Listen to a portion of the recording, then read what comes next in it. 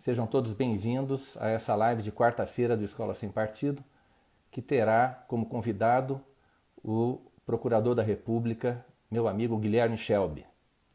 Nós vamos falar hoje de um problema muito sério, uma verdadeira ameaça à democracia, essa sim, é uma verdadeira ameaça à democracia. Nós vamos falar sobre decisões do Supremo Tribunal Federal, na verdade uma decisão do Supremo Tribunal Federal e um ensaio que vem sendo feito neste exato momento pelo TSE, pelo Tribunal Superior Eleitoral, por iniciativa de um ministro do Supremo, que atua tanto no Supremo como no TSE, que é o ministro Edson Fachin.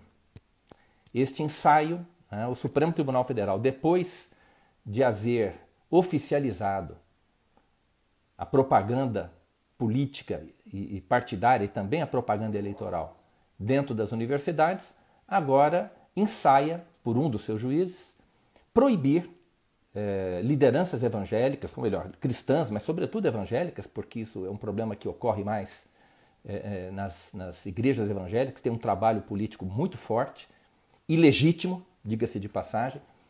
Então há este ensaio para constranger, para inibir as igrejas de tentar interferir no processo político, no processo eleitoral. Eu vou colocar o Guilherme aqui na live. E aí a gente já começa.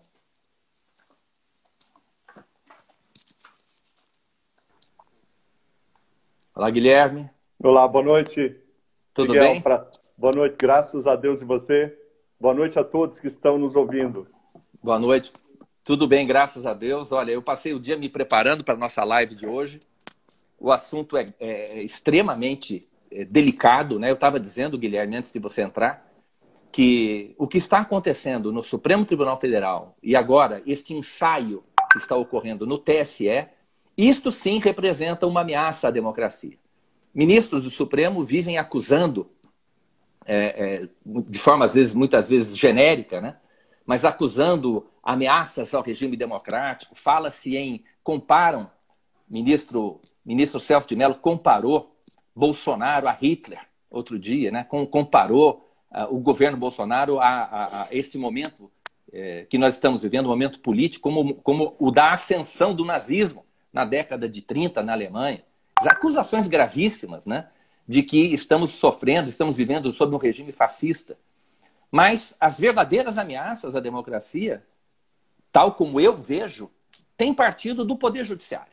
E de modo especial dos ministros do Supremo Tribunal Federal. E um deles, pelo menos, é o que está encabeçando no TSE este ensaio para limitar, para cercear a liberdade religiosa de padres e pastores durante o período eleitoral. Estão querendo inventar uma figura jurídica que não existe, que não está na lei, que está sendo tirada da cabeça dos juízes, que é o tal do abuso do poder ou abuso de poder religioso, né?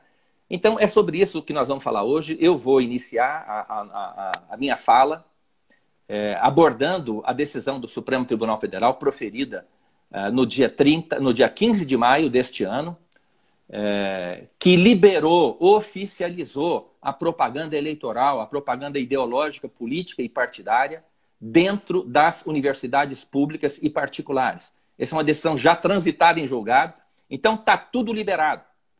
As universidades públicas hoje, nas universidades, a lei eleitoral não se aplica.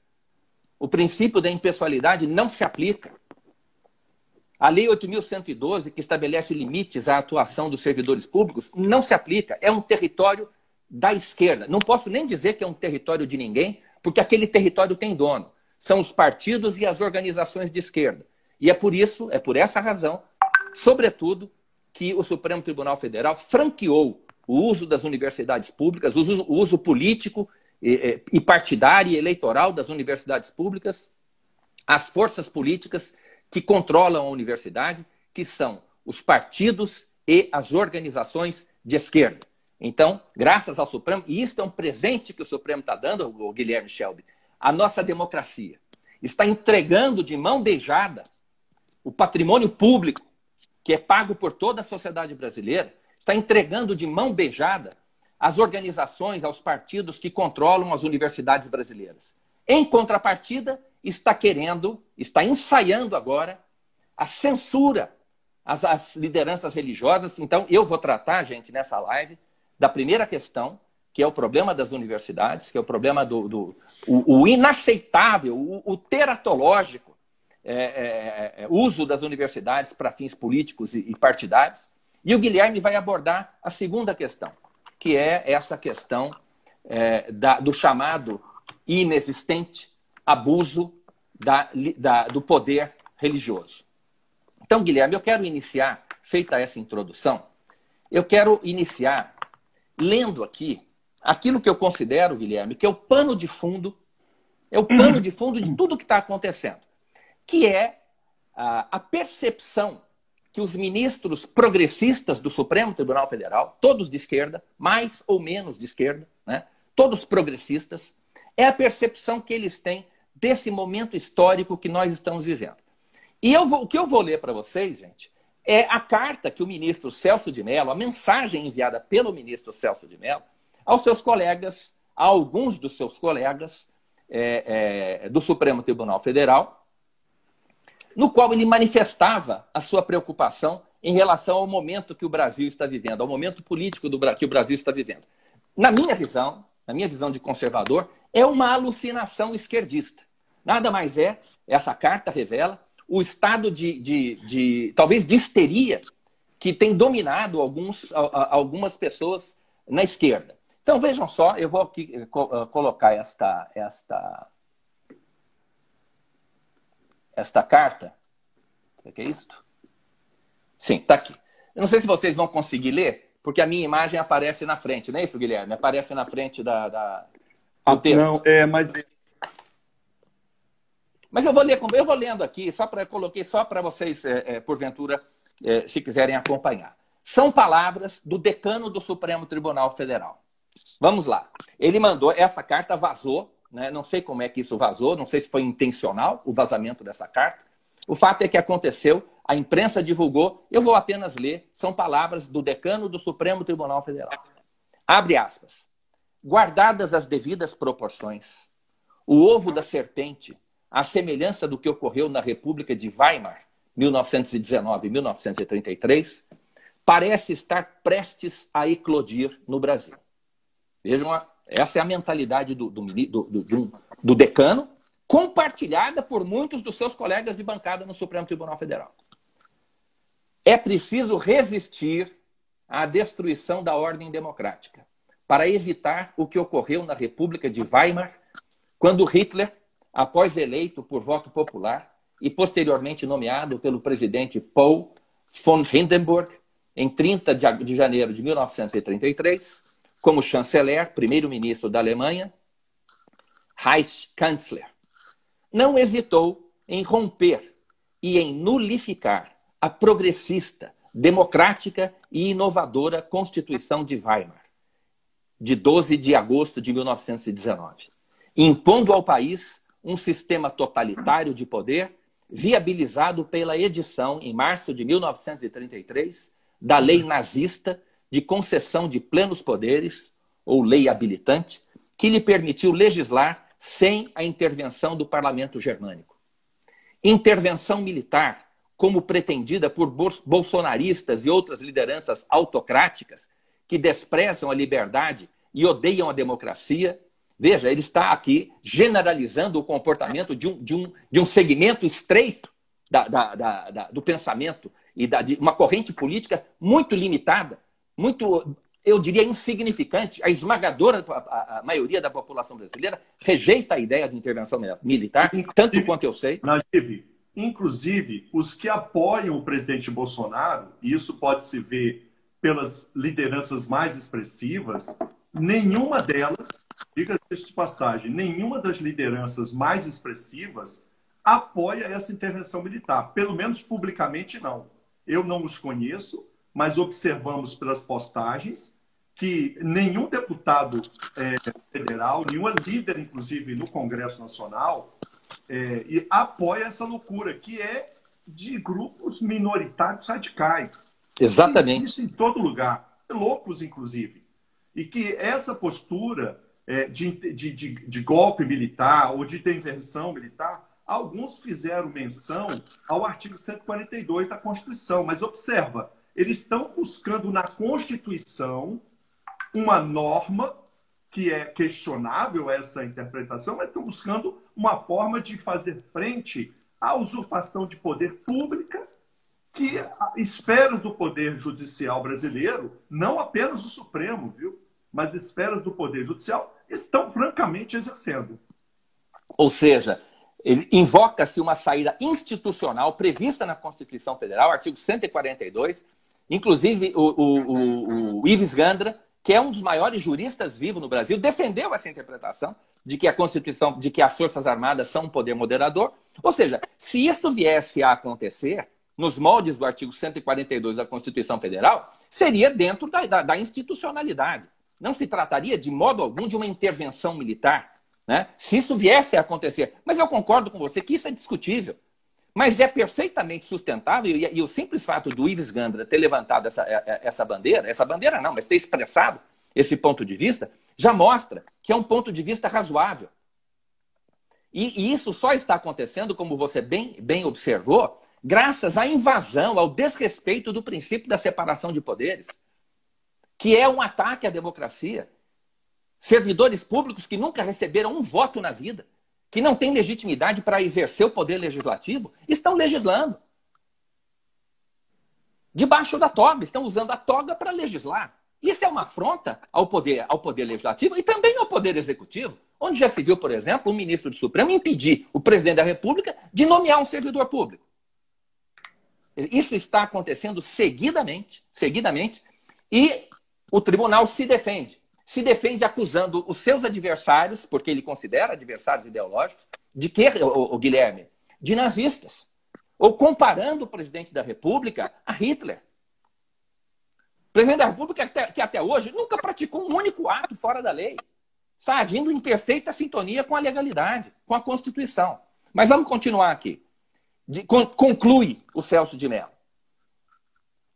Intervenção militar nada mais significa, na novilíngua bolsonarista, senão a instauração no Brasil de uma desprezível e abjeta ditadura militar.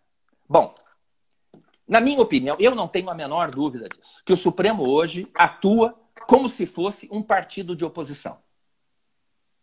É sistemática, o comportamento dos ministros do Supremo é sistemático no sentido de resistir. Como disse aqui o Celso de Mello, é preciso resistir ao que eles consideram ser o fascismo, que o Guilherme Fiuza chama, de forma muito apropriada, de fascismo imaginário.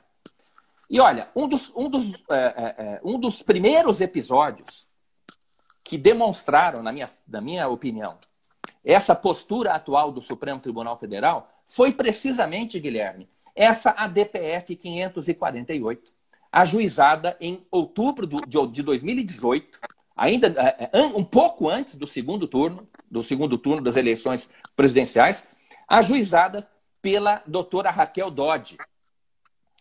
O que é essa ação aqui, para quem está ouvindo a gente?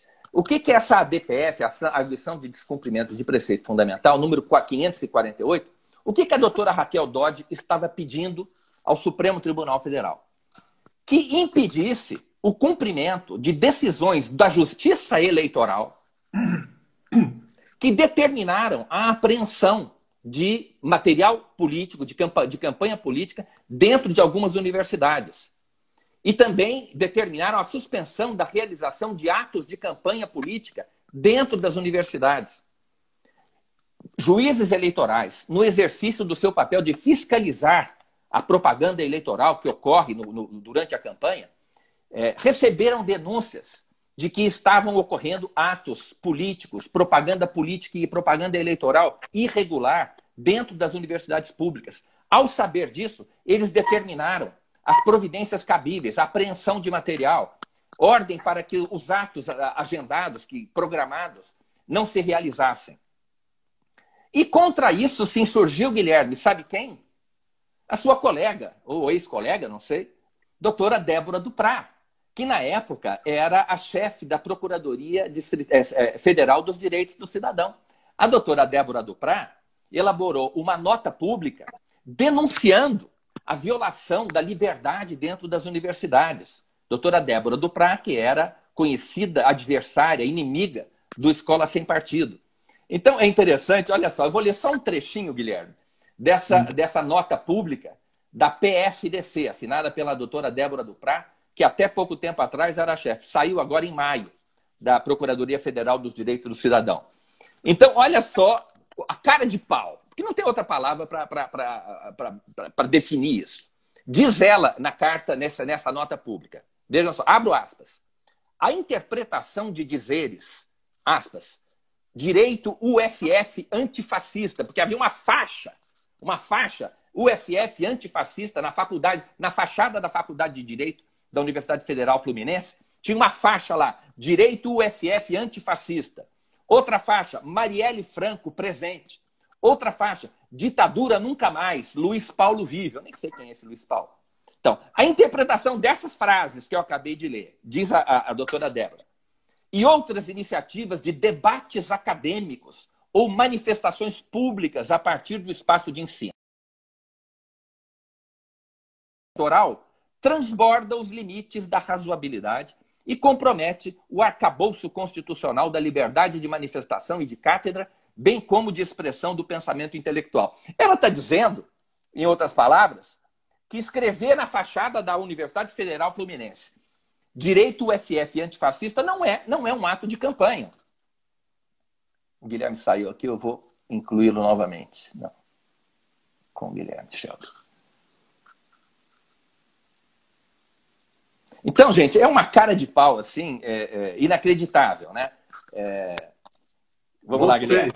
Então, essa ADPF, se ela não foi arquitetada pessoalmente pela doutora Débora Duprat e seus colegas da PFDC, ela, pelo menos, foi provocada por eles, né? O fato é que no dia 26 de outubro de 2018, um pouco antes do segundo turno, a doutora Raquel Dodge entrou com essa DPF no Supremo Tribunal Federal. No dia 27, no dia seguinte, a relatora, ministra Carmen Lúcia, deferiu a liminar por decisão individual. E sob referendo do plenário. No dia 31 de outubro, o plenário, por decisão unânime, confirmou a decisão, a liminar da Carmen Lúcia. E agora, no dia 15 de maio de 2020, foi julgada e confirmada a liminar, foi julgado o mérito dessa ação, dessa arguição de descumprimento de preceito fundamental.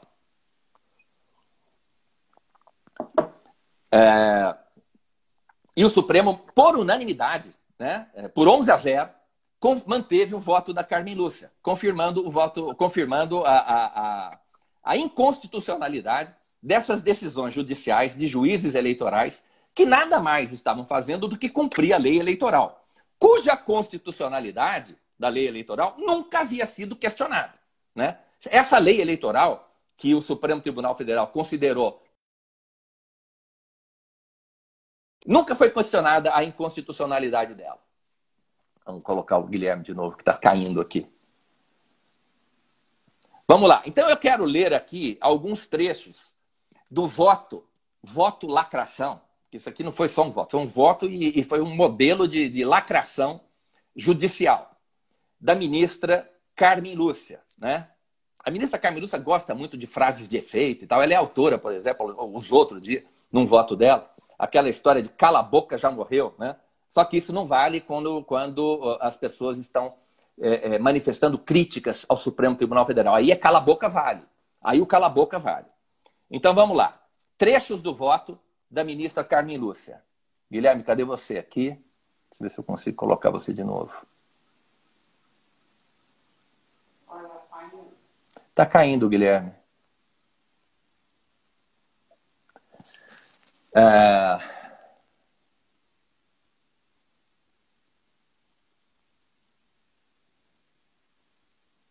Então vamos lá. Trechos do voto da ministra Carmen Lúcia. Não há direito democrático sem respeito às liberdades. Não há pluralismo na unanimidade. pelo que contrapor-se ao diferente e à livre manifestação de todas as formas de aprender e manifestar a sua compreensão de mundo é algemar as liberdades, destruir o direito e exterminar a democracia. Vocês vão ver aqui a grandiloquência, né, do voto, essas frases grandiloquentes, até cafonas. Mas vamos lá. Impor-se a unanimidade universitária, impedindo ou dificultando a manifestação plural de pensamentos, é trancar a universidade, silenciar o estudante e amordaçar o professor. Vejam, depois vocês vão ver, quando eu ler a informação que foi prestada pelos juízes eleitorais, vocês vão ver que não era nada disso que estava acontecendo, que toda essa falação, toda essa lacração da Carmen Lúcia, na verdade, não tinha nada a ver com os atos que haviam sido praticados pelos juízes e com o que estava efetivamente acontecendo dentro das universidades. Mas isso, a ministra Carmen Lúcia, relatora do processo, escondeu. Isso não consta do voto dela, não consta do acórdão. Os ministros que votaram depois dela não ficaram sabendo desses detalhes fáticos desta causa. E se existe uma coisa, um erro grave que um juiz pode cometer, um juiz que atua em colegiado, é sonegar aos seus colegas informações fáticas relevantes. Como essas, por exemplo, que a ministra Carmen Lúcia sonegou aos seus colegas de bancada.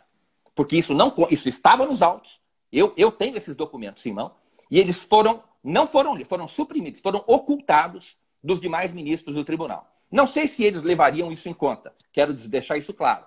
Mas o fato é que esses documentos são relevantes e deveriam necessariamente ter sido transcritos dentro desse acórdão do Supremo Tribunal Federal. Continuando aqui, a única força... Olha só, gente, é pura retórica balofa. A única força legitimada a invadir uma universidade é a das ideias livres e plurais. Qualquer outra que ali ingresse sem causa jurídica válida é tirana. E tirania é o exato contrário de democracia. Não tem nada a ver com o que estava acontecendo nas universidades isso. Tirania é justamente aquilo que estava sendo realizado dentro das universidades pelos funcionários ali, pelos professores e pelos estudantes militantes. Cadê o Guilherme aqui, gente? Dá uma ligada, Ruth, para o Guilherme, por favor. Ele não entrou mais? Não entrou mais, pois é. Deve estar com algum problema lá. Eu vou continuar aqui. E se não der, depois a gente faz um outro dia com o Guilherme, a gente experimenta de novo. E aí, continuando aqui. Voto da Carmen Lúcia, da ministra Carmen Lúcia, agora do dia 15 de maio. Também o pluralismo de ideias está na base da autonomia universitária. Pensamento único é para ditadores. Verdade absoluta é para tiranos. A democracia é plural em sua essência. E é esse o princípio que assegura a igualdade de direitos individuais na diversidade dos indivíduos. Gente, isso aqui parece um livro. Não tem nada a ver com a causa que ela estava julgando. Não tem nada a ver com os fatos que ela deveria examinar. Com aquilo que efetivamente estava ocorrendo dentro das universidades. E que os juízes eleitorais, que provocou a ação dos juízes eleitorais. Bem, até o ministro Lewandowski, vamos ver aqui, o Guilherme entrou, chegou de novo. Porque nesse julgamento do mérito, gente, votaram, proferiram votos. Naturalmente, todos os ministros votaram, mas alguns declararam o voto. Oi, Guilherme, bem-vindo de novo aqui. Alguns declararam o voto. Né? E um dos que declararam o voto foi o ministro Lewandowski. Olha o trecho do voto Lewandowski, Guilherme, que eu vou ler para você aqui e para todos que estão assistindo a gente. Abre aspas, parece-me crucial afirmar com o necessário desassombro, coragem, né? Desassombro é coragem, que todo ensino é político, no sentido lato da palavra, reafirmando que não existe docência apolítica. Mesmo que isso fosse possível ou admissível, não passaria de uma reafirmação mecânica e acrítica de todas as crenças que orientaram a estruturação da sociedade e a compreensão do mundo em que vivemos. Relembro aqui, Lewandowski, a imortal lição de Paulo Freire, citando no voto Paulo Freire. E aí ele cita uma passagem da Pedagogia do Oprimido. Então, tudo isso mostra, gente, o alinhamento ideológico dos ministros do Supremo Tribunal Federal com a esquerda radical, com o PT. No fundo é isso. E é por isso que eles atuam hoje, é por razões ideológicas, que esses ministros exercem hoje, na prática, quase que um papel de partido de oposição. Isso é grave. Isto sim é uma ameaça à democracia. Não é manifestação de rua pedindo intervenção militar, não, com base no artigo 142 da Constituição. O que ameaça a democracia é justamente o Supremo Tribunal do país atuar com esse grau de partidarismo. Isso é que é errado, isso é que é grave, né? Mas então aqui, gente, quais foram os fundamentos dessa decisão? E eu vou examinar em seguida esses fundamentos. Primeiro, liberdade de expressão. Segundo, quer dizer, ou seja, eles entenderam que as decisões judiciais dos juízes eleitorais estariam violando a liberdade de expressão, a autonomia universitária e o direito de reunião. No final, o Supremo declarou, vejam, vou ler aqui, o Supremo declarou inconstitucional a interpretação da lei eleitoral, artigo 24 e 37 da Lei das Eleições, a Lei 9.504 de 97, que conduza à prática de atos, ou seja, fica declarada inconstitucional a interpretação desses artigos que conduza à prática de atos judiciais ou administrativos pelos quais se possibilite, determine ou promova o ingresso de agentes públicos em universidades públicas e privadas, o recolhimento de documentos, a interrupção de aulas, debates ou manifestações de docentes e discentes universitários, quaisquer que sejam, né? A atividade disciplinar docente e discente, não sei o que é isso, atividade disciplinar discente, e a coleta irregular de depoimentos desses cidadãos pela prática de manifestação livre de ideias e divulgação do pensamento nos ambientes universitários. Trocando em miúdos, fica declarada ou fica oficializada a propaganda eleitoral dentro das universidades. Para esse efeito, a Universidade Brasileira não faz parte do território nacional. Eles interpretaram autonomia universitária como soberania universitária, ou seja, é como se fosse um outro país no qual, dentro do território brasileiro, tem um país chamado universidade, pública e particular, no qual a lei brasileira não vigora, a lei eleitoral não vigora, né? Então vamos aqui fazer aqui uma análise mais detida dessa decisão do Supremo. Primeiro lugar, liberdade de expressão e proibição de censura. Segundo o tribunal entendeu que as decisões dos juízes eleitorais estavam violando a liberdade de expressão dos professores e dos alunos. Eu já cansei de dizer, não existe liberdade de expressão no exercício da atividade docente. Não existe liberdade de expressão, ou melhor, funcionário público não desfruta de liberdade de expressão no exercício do cargo. Nenhum funcionário público, nem os ministros do Supremo Tribunal Federal. Imaginem só a ministra Carmen Lúcia, antes de proferir seus votos, dizer o seguinte: fora Bolsonaro. Ela pode fazer isso, ela tem o direito de fazer isso como servidora pública, talvez até ela gostasse de fazer isso, mas ela não pode. Nenhum ministro do Supremo Tribunal Federal tem liberdade de expressão no exercício da função. Ele tem que cumprir a lei. Ele não pode fazer o que ele bem entende ali dentro. Liberdade de cátedra que existe nas universidades não se confunde com liberdade de expressão. Na liberdade de expressão, se o professor tivesse liberdade de expressão, um conjunto de regras da Constituição seriam violados. Seriam violadas essas regras. Para começar, o princípio da impessoalidade. Porque os professores das universidades, imaginem, né, poderiam usar as suas aulas para atacar os seus adversários políticos, para fazer propaganda em benefício dos seus aliados. É claro que isso não é possível. E eu gostaria de citar aqui um artigo, Guilherme, da Lei 8.112, que se aplica a todos os professores das universidades federais. Diz o seguinte: ao servidor é proibido promover manifestação de apreço ou desapreço no recinto da repartição. Essa é uma regra tradicional do direito administrativo brasileiro, que se baseia precisamente no princípio da impessoalidade, no princípio constitucional da impessoalidade. Ou seja, o princípio da impessoalidade já impede que, dentro ou fora de período eleitoral, o professor faça propaganda política dentro do seu recinto de trabalho, dentro da sala de aula e dentro da repartição. Agora, no período eleitoral, ainda tem a proibição expressa do artigo 37 da lei das eleições, proibindo a propaganda política, a propaganda eleitoral, dentro das repartições públicas.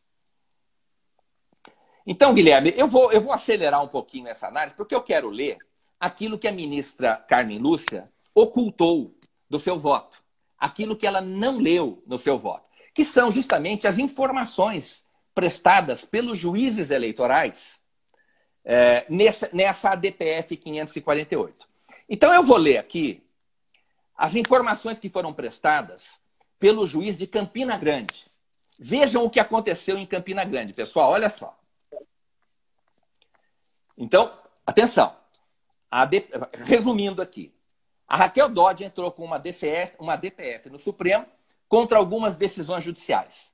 Entre as decisões judiciais que ela estava atacando, havia essa de um juiz, uma decisão que tinha sido proferida por um juiz de Campina Grande. O nome do juiz é Horácio Ferreira de Melo Júnior.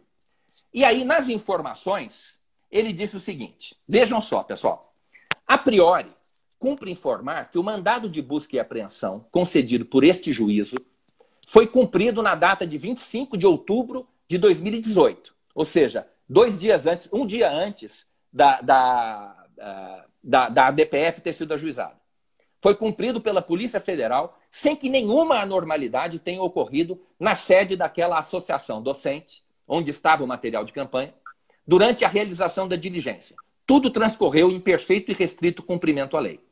Segundo a representação do delegado federal Rodrigo Augusto de Carvalho, compareceram na Delegacia de Polícia Federal de Campina Grande o professor e coordenador do curso de medicina da Universidade Federal de Campina Grande, Dr. Alexandre Magno da Nóbrega Marinho, e o estudante Jackson Matheus Pinheiro Oliveira, os quais relataram fatos que apontam para a violação dos tipos penais eleitorais previsto nos artigos 300 e 301 do Código Eleitoral. Ou seja, houve uma denúncia.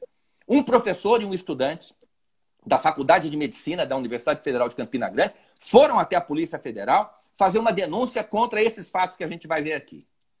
O coordenador do curso de Medicina apresentou um panfleto entregue na sala de aula, acompanhado de gravação em áudio de atos praticados na Universidade Federal de Campina Grande por um grupo identificado como sendo de professores daquela autarquia, a Federal de Campina Grande é uma autarquia, durante o expediente normal, praticando, em tese, propaganda eleitoral ilícita dentro da referida instituição educacional. Atos estes praticados nas demais salas de aula e no interior do campus, sempre objetivando enaltecer candidato de sua preferência. Pessoal, a ministra Carmen Lúcia leu isso aqui. Ela leu, mas ela não colocou no voto dela. Viu? Os outros ministros, que deveriam ter pedido vista para examinar esses fatos, engoliram aquilo que a história que a Carmen Lúcia narrou, relatou no voto dela. Vamos continuar lendo aqui. Ela até poderia considerar que esses fatos são irrelevantes para as premissas jurídicas que ela adotou. Mas os outros ministros talvez não tivessem o mesmo ponto de vista. E é por isso que ela tinha o dever legal de narrar esses fatos no relatório do seu voto. E não ocultar esses fatos que são relevantes. São efetivamente relevantes. Ocultar como ela fez, ocultar dos seus colegas. Prossigo a leitura das informações prestadas pelo juiz Horácio, de Campina Grande. Veja-se a gravidade dos fatos relatados pela autoridade policial. Aspas.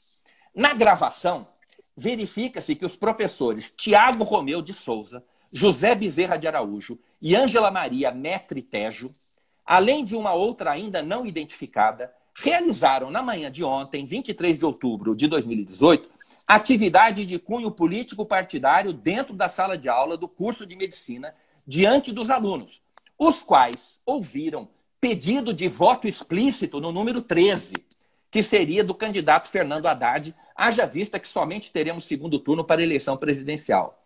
Ao ouvir o áudio gravado no CD-ROM, verificamos que tanto o professor Tiago Romeu de Souza quanto o professor José Bezerra de Araújo fizeram ameaças veladas aos alunos, ao dispor que se o outro candidato, que seria Bolsonaro, se fosse eleito, cobraria mensalidade dos alunos e aqueles mais humildes não teriam como continuar na Universidade Federal de Campina Grande. E também o professor José Bezerra ameaçou os alunos de que poderiam ser torturados, como ele teria sido. Vejam só, um professor da faculdade entra na sala de aula e faz essa pregação para os alunos, dizendo que, olha, vocês vão perder aqui, isso aqui vai ser privatizado, vocês não vão pagar, vocês vão ter que parar de estudar. Ou então vocês vão ser torturados como eu fui torturado. Isso estava gravado. Estava no áudio que foi entregue para a Polícia Federal. Prossegue o juiz federal, prossegue o juiz eleitoral. Ante a gravidade do fato... continuando aqui. Ademais, a polícia falou, ademais, os depoimentos apresentaram uma conduta gravíssima que aponta para o fato dos professores dessa associação docente, Associação Docentes da Universidade Federal de Campina Grande, estarem entregando panfletos dentro da universidade e dentro das salas de aula, as quais estão sendo visitadas por eles em diversos cursos da referida universidade, contendo a terminologia ele não, que de forma pública e notória está sendo atrelada a quem não apoia o candidato a presidente da República, Jair Bolsonaro. Número 17, conforme faz prova o próprio panfleto, que ele junta aqui, ele mandou para o Supremo Tribunal Federal uma cópia do panfleto que foi entregue dentro da universidade. Nada disso apareceu no voto da Carmen Lúcia, Guilherme. Nada disso. Os ministros, os outros que votaram, sem ter acesso aos autos, embora esse processo seja eletrônico, todos eles poderiam ter tido acesso aos autos, não estavam sabendo disso. O fato é que nada disso aparece no voto. Prossegue e aqui eu praticamente encerro a minha fala e passo a palavra para você. Ante a gravidade do fato relatado e com fundamento no exercício do poder de polícia, para evitar práticas nocivas e comprometedoras da rigidez do processo eleitoral, tudo com o intuito de manter a igualdade de oportunidades entre os concorrentes, que é um princípio do direito eleitoral, é a igualdade de oportunidades, a igualdade de chances, a paridade de armas entre os candidatos que estão disputando cargos públicos. Com esse objetivo, além de assegurar o governo, foi concedida a liminar de busca e apreensão para obstar a reiterada conduta de violação à legislação eleitoral na referida instituição, na Universidade Federal de Campina Grande. Situação que se repetia cotidianamente nos dias anteriores à medida restritiva. Estava acontecendo isso o tempo todo na universidade. Prossegue o juiz. A justiça não poderia se omitir diante de fatos graves de desrespeito à legislação eleitoral, proporcionando um verdadeiro estado de exceção nas universidades. A liberdade que se fala e se protege é a liberdade de expressão dentro das cadeiras ministradas. Ou seja, é a liberdade de cátedra. É a liberdade de expressão dentro da cadeira, que é a cátedra.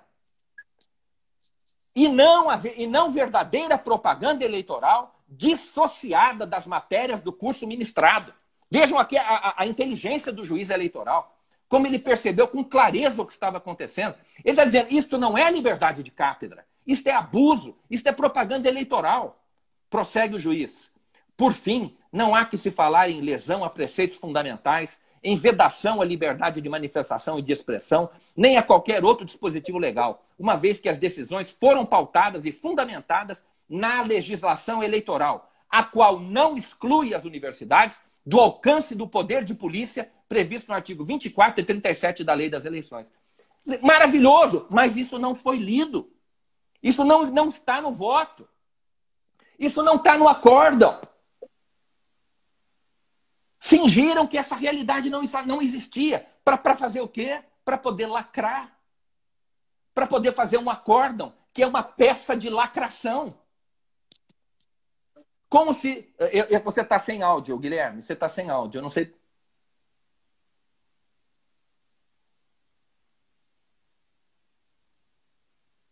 Repito, pessoal. Esse documento está nos autos da DPF. Mas a ministra Carmen Lúcia, a relatora, não colocou no voto dela. Nem para que os demais ministros conhecessem. E quem ler o acórdão não vai saber que era disso que estava se tratando. Então, evidentemente, que se isso constasse do acórdão, do voto da Carmen Lúcia, todas as pessoas que lessem aquilo achariam um completo absurdo. As pessoas diriam assim, não, mas peraí, você está maluca?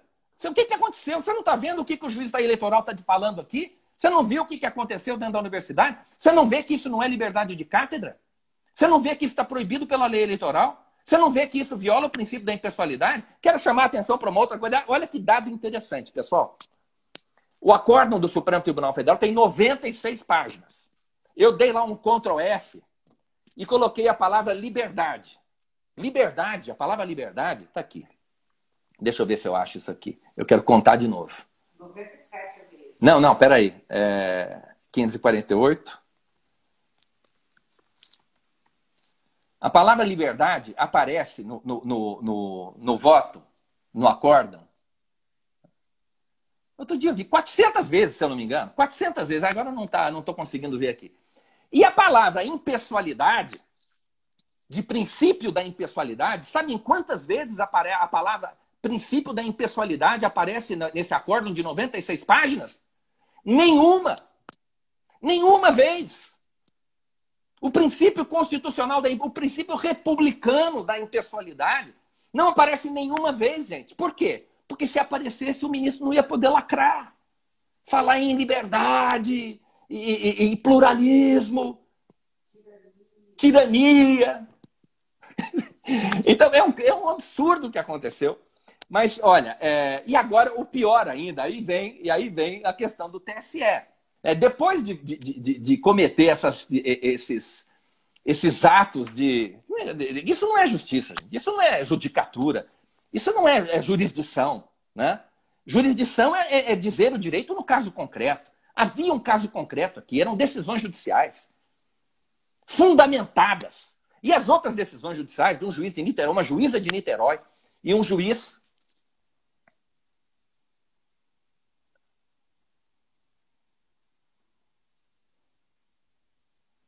Uma juíza de Niterói, um juiz de Belo Horizonte e outro do Rio Grande do Sul, não sei se era juíza, acho que é juíza também, são na mesma linha. Ô, Najib, tá me ouvindo agora? Tô ouvindo, Guilherme. Tá me ouvindo? Agora sim. Amém. Sim, Olha, estou te acompanhando. Já estou passando a palavra, mas antes de passar a palavra para o Guilherme, que esse assunto vai longe, essa live vai durar mais do que uma hora. O Guilherme começa falando agora, a gente vai depois interromper a live, pessoal, vocês que estão ouvindo a gente aqui. A gente vai depois, no final, quando mais ou menos 55 minutos, eu vou interromper a live e a gente vai abrir uma outra live. E o Guilherme, nessa segunda live, o Guilherme vai apresentar o problema do TSE, do chamado abuso, do inexistente abuso de poder religioso. Mas antes, Guilherme, eu quero exibir aqui um vídeo que mostra o ministro Edson Fachin, um discurso do ministro Edson Fachin proferido no Teatro da PUC de São Paulo em 2010. Na época, o ministro Fachin não era ministro do Supremo ainda. Mas ele era um dos apoiadores da candidatura da Dilma Rousseff. Então vejam, ele estava dentro de uma universidade, ministro Fachin dentro de uma universidade, há 12 dias do segundo turno das eleições de 2010, e ele proferiu aqui, gente, esse discurso que vocês vão ver.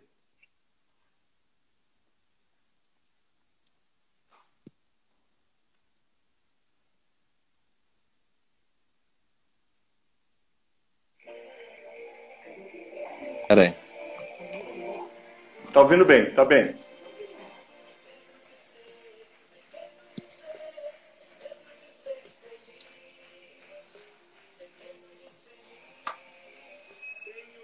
Em minhas mãos, manifesto de centenas de juristas brasileiros que tomaram lado. Apoiamos Dilma para prosseguirmos juntos na construção de um país capaz de um crescimento econômico que signifique desenvolvimento para todos, que preserve os bens naturais, um país socialmente justo, que continue acelerando a inclusão social. Entendemos, portanto, que muito mais que uma candidatura, o que está em jogo é o que foi conquistado. Por isso tudo, declaramos em conjunto o apoio a Dilma Rousseff. É hora de unir nossas forças no segundo turno, para garantir as conquistas e continuarmos na direção de uma sociedade justa, soberana e solidária. Nós já decidimos, dia 31 de outubro, votamos Dilma Rousseff para a presidência do Brasil.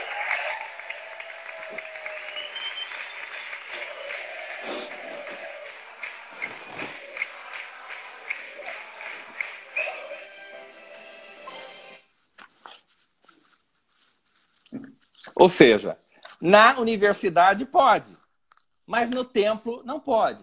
Na igreja não pode. O professor pode, mas o líder religioso, o padre e o pastor, não podem. Então, esse é o duplo padrão, gente. É o duplo padrão do Supremo Tribunal Federal. Ou seja, na universidade pública, onde a presença do aluno é obrigatória e que ela é custeada por toda a população, a propaganda eleitoral, a propaganda política e partidária é perfeitamente legítima. Agora, na igreja, que é custeada pelos fiéis, e onde a presença do fiel é facultativa, ele vai lá se ele quer, ele sai a hora que ele quer, lá no templo religioso não pode, não. Lá é abuso do poder religioso. Vejam o duplo padrão do Supremo Tribunal Federal. Guilherme, a palavra está com você. A gente, daqui a pouquinho, daqui a 5, 6 minutos, a gente interrompe um pouco, mas faz uma introdução e depois a gente, na segunda parte da live, a gente vai... você vai desenvolver com maior liberdade a sua temática. Najib, eu queria aqui deixar um artigo da Constituição. Boa noite a todos os queridos que estão nos acompanhando. O artigo 14, parágrafo 9º da Constituição, ele é categórico. Veja, é a Constituição agora. Portanto, aquilo que os ministros do Supremo tanto gostam de presentear autoridades com a Constituição, parece que eles não estão conseguindo ler direito. Ou não dão o valor que deveriam dar. Porque, olha, o artigo 9º diz o seguinte: a lei complementar estabelecerá outros casos de inexigibilidade e os prazos de sua cessação, a fim de proteger a probidade administrativa, a moralidade para o exercício do mandato, considerada a vida pregressa do candidato, e agora vem o que nos interessa, Najib, e a normalidade e legitimidade das eleições contra a influência do poder econômico ou o abuso, essa é a expressão que nos interessa, o abuso do exercício de função, cargo ou emprego na administração direta ou indireta. A Constituição é muito clara em definir a administração pública direta, indireta, o servidor, o agente público que exerce função, cargo ou emprego. Ele não pode se valer do seu cargo, da sua função, para influenciar o sufrágio eleitoral. Aí, aqui é um mandamento constitucional. Foi rasgado. Foi rasgado. E isso grave ainda, Najib, porque os alunos universitários, a universidade é um lugar dos jovens, muitos adolescentes, inclusive. Muitos de 16, 17 ou de 18 até 23, 24 anos. São jovens, portanto. E, portanto, tem uma fragilidade especial. Portanto, há um agravante na ação daqueles professores, não só professores, servidores, ou pessoas que estejam exercendo a função em universidades, muitas vezes convidados, porque agora ficou interessante. Você chama o candidato para dar uma palestra na universidade. Portanto, o que o Supremo abriu a porta é para você chamar, por exemplo, um candidato que você quer eleger para dar uma palestra para a universidade com milhares de alunos. E você fazer os alunos obrigatoriamente ouvir o discurso. Porque aí, Najib, há agravante que não é só o professor, não. O professor pode terceirizar a prática da influência no sufrágio, convidando o candidato que ele achar que deva chamar.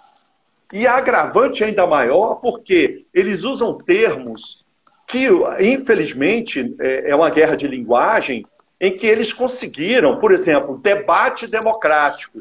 O que é debate democrático? É chamar todo mundo que pensa igual, normalmente os socialistas, chamam só para falar a mesma coisa. E se alguém ousar discordar, vira fascista. Então nós estamos vivendo uma guerra civil cultural dentro das carreiras superiores da justiça, Najib. Olha que coisa. Portanto, aqueles que deviam ter alguma serenidade, aqueles que deviam buscar um raciocínio jurídico lógico, a ideia do silogismo aristotélico, amigos. Eu não estou me referindo a grandes pensamentos jurídicos, não. Premissa maior, premissa menor, menor, premissa maior, conclusão. Nós estamos falhando nesses rudimentos básicos do pensamento lógico. Porque o que esses ativistas fazem? E os ativistas que eu estou me referindo são ministros, são procuradores, são promotores de justiça, são juízes. Nas esferas comuns, ainda são a minoria, mas nas esferas superiores, eles não mais usam o princípio da subsunção legal. Eles utilizam as cláusulas abertas da Constituição para fazer o que bem entenderem.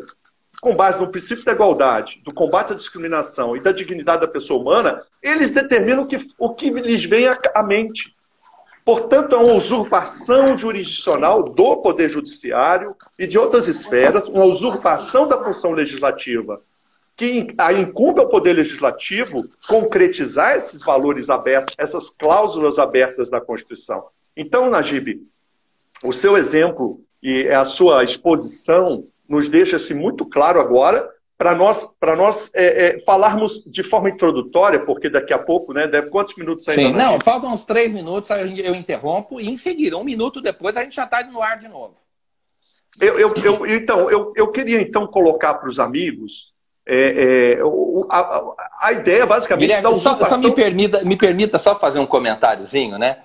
Porque aquele artigo, parágrafo 9º do artigo 14 da Constituição, ele diz muito claro o que é abuso, que condutas são abusivas. É o abuso do poder econômico e o abuso do poder político, né? Do agente público. Seja ele agente eleito, titular de cargo eletivo, ou então um professor universitário, por exemplo. Né? Então, eu estava pensando aqui, o único líder religioso que talvez possa incorrer naquele dispositivo é o capelão militar. Não é verdade? Que é um servidor público, não é verdade? E ele, então, se ele fizer algum tipo de propaganda política, aí ele pode cair cair nesse artigo. Agora, o pastor e o padre, né, o líder religioso que atua na sua própria igreja, não tem como, não tem como. Eu não queria esquecer esse negócio do capelão militar, porque ele exerce a função, vamos, dentro no âmbito do poder público, né? Eu vou propor, Najib, nós já talvez interrompermos. Sim, vamos fazer e passarmos. Isso. Fechou. O que você acha? Não, então, convidamos pessoal, os amigos para. A gente volta já, por favor. Não deixe que a melhor parte dessa live começa agora. Começa no segundo tempo. Tá legal? Um abraço aí. Até já. Guilherme já está chegando já. Maravilha. Olá, começamos Miguel. Agora o horário nobre da nossa live. Miguel, honra estar aqui com você, viu? Um beijo da Ruth aí, que vocês continuem sendo essa luz aí para o Brasil. Coragem de vocês é extraordinária. Eu me inspiro demais em vocês dois e espero que mais pessoas se unam, né? É uma batalha assim mesmo, é meio dessa forma que nós vamos mudar o país ou caminhar para a mudança, né? Agora, Najib, pegando um pouquinho a ideia da usurpação da função legislativa pelos juízes ou pelas cortes superiores. Há funções do legislador, há funções dos tribunais, dos juízes.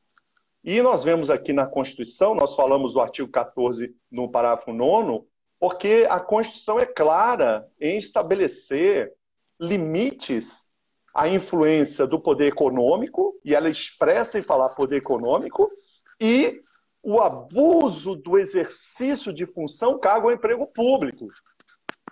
É a Constituição, amigos.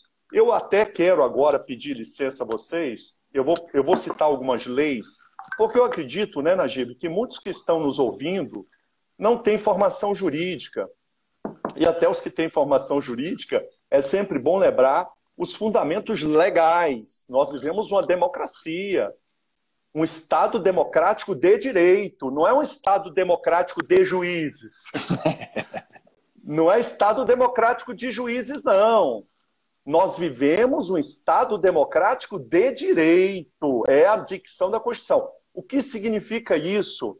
Que a democracia é o governo da maioria, é o governo em que há um consenso em que as pessoas entram em acordo e elaboram leis. As leis é que estabelecem direitos e deveres.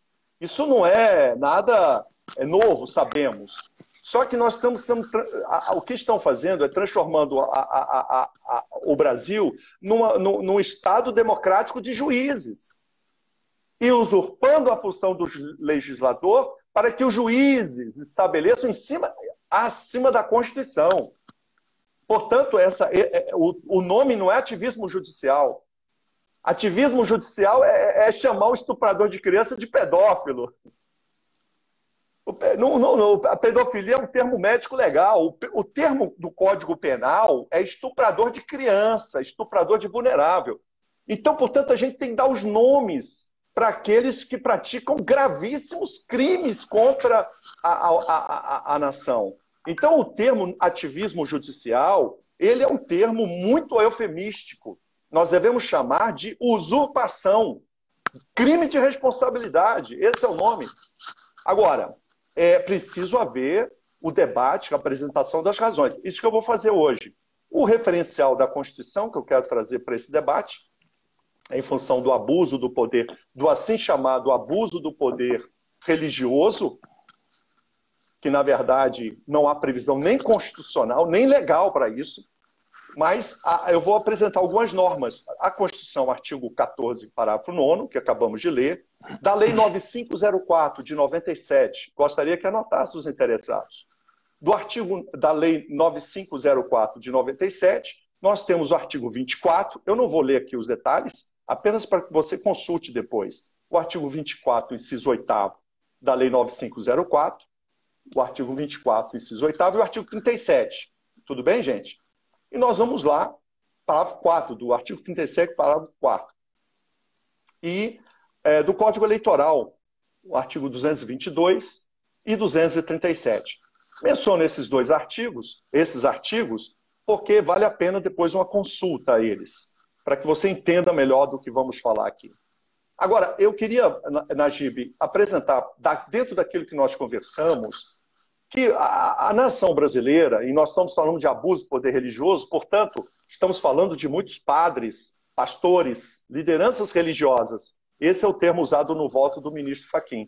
Essas lideranças religiosas, em sua maioria, são gente muito humilde.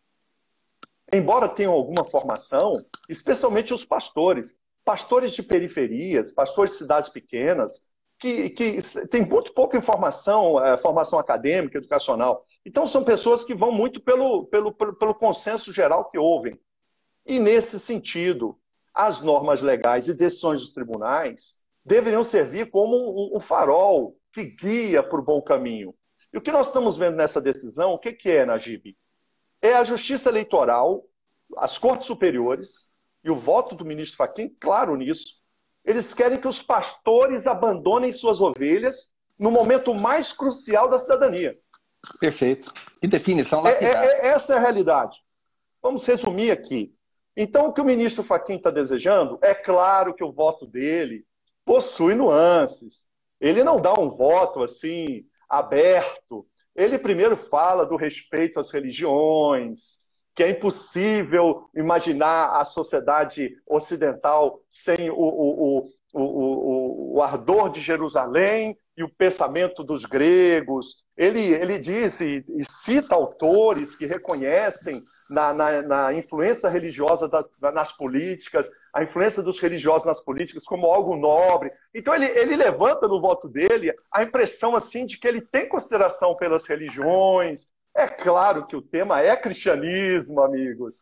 O tema são os cristãos, católicos e evangélicos. O que eu gostaria de trazer à memória é que enquanto os católicos e os evangélicos apoiavam a esquerda, não tinha problema nenhum.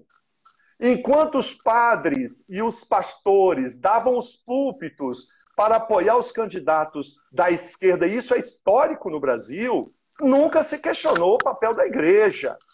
O que está se questionando agora é porque as igrejas mudaram o seu apoio. E eu quero dizer aqui que agora não se trata de entregar púlpitos nem fazer ilegalidades. O que se deseja agora é fechar a boca dos líderes religiosos.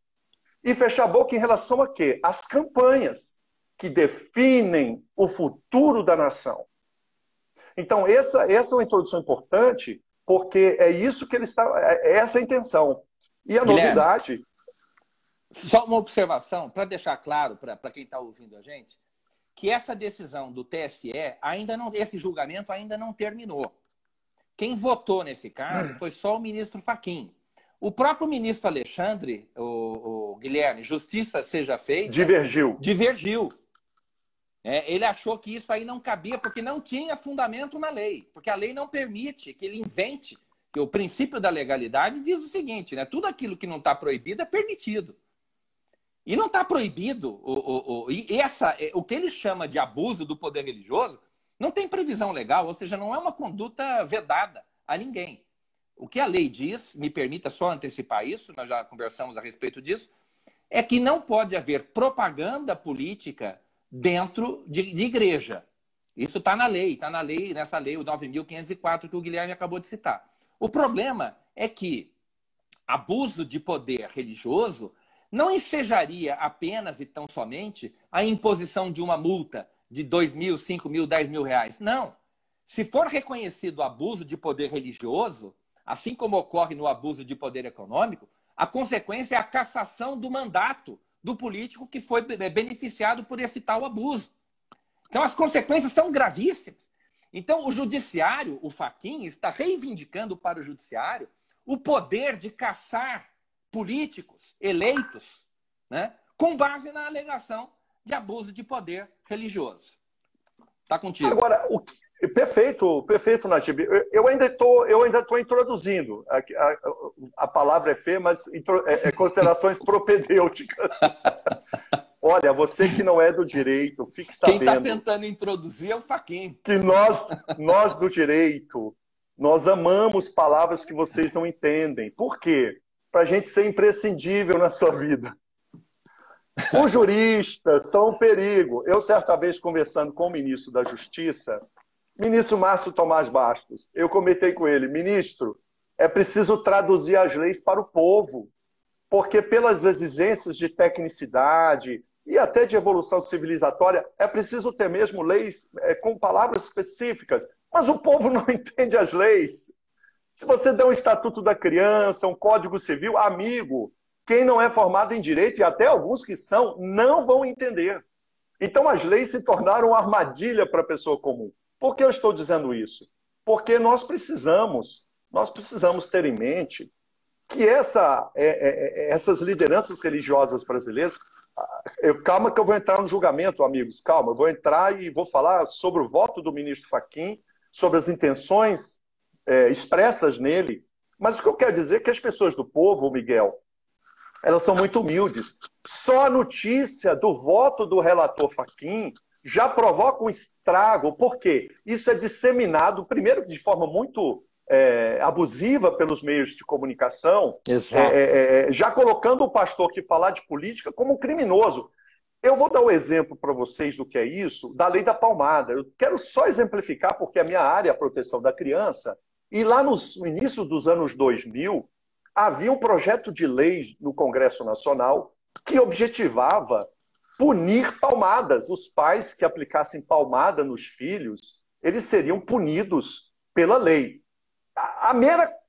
A ciência ou divulgação em meios de imprensa de um projeto de lei, escute bem, não havia lei, era um projeto de lei que promoveria a punição de quem aplicasse palmada nos filhos. Portanto, a mera notícia desse projeto de lei, eu que ia nas cidades dar palestra, eu já vi as pessoas dizendo que não podia tocar mais em criança e adolescente, que os pais não podiam mais corrigir os filhos, porque tem uma lei que vai aplicar punição aos pais.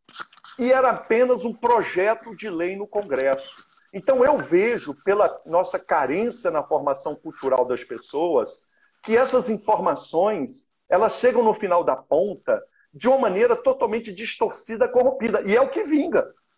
Porque nós temos uma mídia, né, Miguel, que não está muito interessada em dar informações. É fato. E nós ainda temos um grande percurso até obter uma formação das pessoas. Trago essa reflexão porque é exatamente isso que nós temos que levar em consideração. e eu espero, ao final desse tempo, dar a vocês que estão me ouvindo, com base no voto do ministro Fachin. Eu vou pegar o ativismo judicial e suas fundamentações e vou dizer, de acordo com esse voto, você pode fazer isso e isso. É uma tentativa de trazer luz diante dessa escuridão que é o ativismo judicial, que eu chamo de usurpação de função legislativa por juízes ou pelo judiciário. Então aqui vamos só localizar o nosso tema. Se tratava de um recurso especial no âmbito do recurso especial eleitoral, no âmbito do Tribunal Superior Eleitoral, em que eu quero narrar para vocês os fatos, não é? É bom a gente trazer aqui para vocês os dados. Ó, recurso especial eleitoral, número 8285-2016-6090139, tudo bem? É apenas um registro para nós sabermos do que estamos falando. Então, é um recurso especial, uma causa específica. Que causa específica é essa? Deixa eu narrar para vocês, rapidamente, só para ilustrar. O caso que estava sob julgamento, está sob julgamento no Tribunal Superior Eleitoral, é de uma candidata a vereadora no interior de Goiás, em Lusiânia. E ela, qual é a imputação que foi feita a ela? A imputação de que ela realizou uma reunião de 2 minutos e 50 segundos. É isso mesmo. Ela teria realizado uma reunião de 2 minutos e 50 segundos em uma igreja evangélica em que o pai dela era o pastor líder. E na qual, nessa reunião de 2 minutos e 50 segundos, ela teria feito pedido de votos aos fiéis para sua candidatura. Ela era candidata a vereadora em Lusiânia. Olha, nos autos está transcrito o áudio dessa reunião. Então, você vai ver, não deixa nenhuma dúvida. Ela simplesmente, de forma até muito humilde, ela pediu a ajuda dos irmãos para que ela fosse eleita. Não houve nenhum tipo de coação, de inferência, de punição, nada. Tanto que o próprio relator Fachin, julgando a causa, essa era a causa, se a vereadora, ao fazer aquela reunião de 2 minutos e 50, onde ela, de forma muito humilde, pediu votos, se teria havido ali algum tipo de violação à lei eleitoral. E aí, o próprio Fachin diz aqui, ó, eu vou ler para vocês. Diz o ministro Fachin: compreendo que, seja pelo aspecto quantitativo, relacionado com a duração, a interatividade, com o alcance, duração da fala da candidata. Isso aí está no vídeo.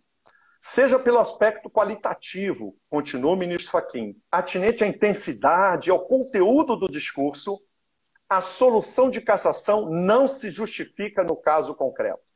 Entendo que as circunstâncias do caso enfrentado não revelam gravidade suficiente para embasar a anulação da votação.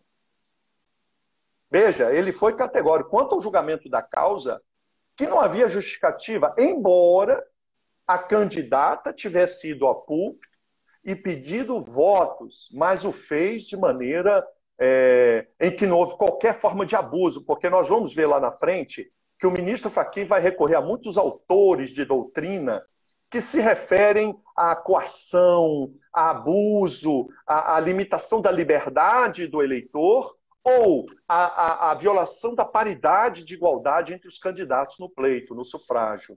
Então, nada disso ocorreu. Portanto, na causa concreta, o ministro Fachin propõe, no caso concreto, a vereadora teve sim a cassação no âmbito do tribunal da segunda instância, e o tribunal, nesse caso concreto, o Tribunal Superior Eleitoral, deu ganho de causa a ela. Portanto, deu provimento ao recurso da vereadora para que ela não perdesse o seu mandato. Mas, Guilherme, mesmo assim, só uma observação.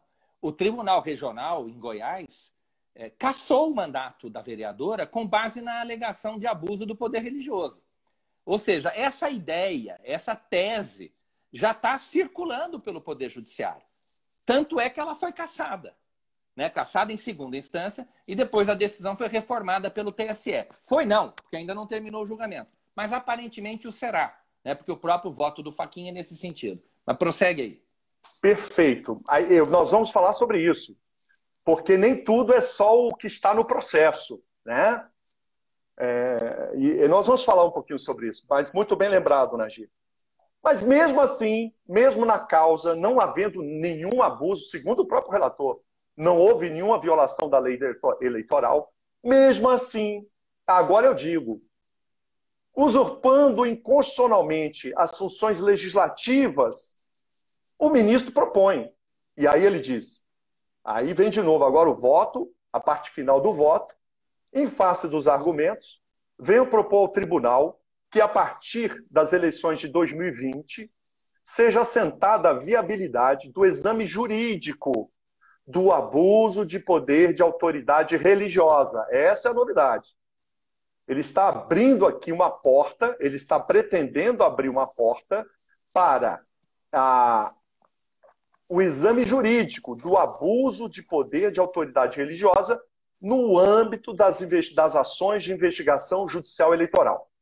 Agora, o que ele está dizendo? Aí é importante aqui que o voto, eu não vou entrar nos aspectos, eu vou resumir para vocês, né?